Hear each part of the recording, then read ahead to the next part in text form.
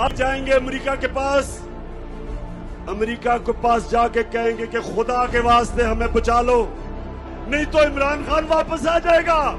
جب امریکن اگر ان کی مدد کریں گے، کبھی بھی امریکی مدد نہیں کریں گے جب تک وہ ان کے گلے میں زنجیر پوری طرح ٹائٹ کر کے نہیں ڈالیں گے۔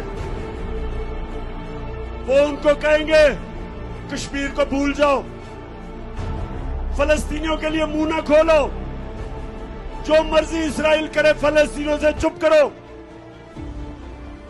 اگر روس 30% کم پہ تیل دے رہا ہے تو آپ نے نہیں لینا، کیونکہ آپ ہمارے غلام ہیں۔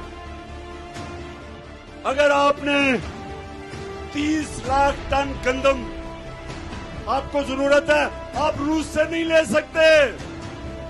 اگر آپ نے پاکستان کو اگر ایران سے سستی گیس ملے گی، وہ کہیں گے ہم نے آپ کو اجازت نہیں دی۔ کس کو کہتے ہیں غلامی؟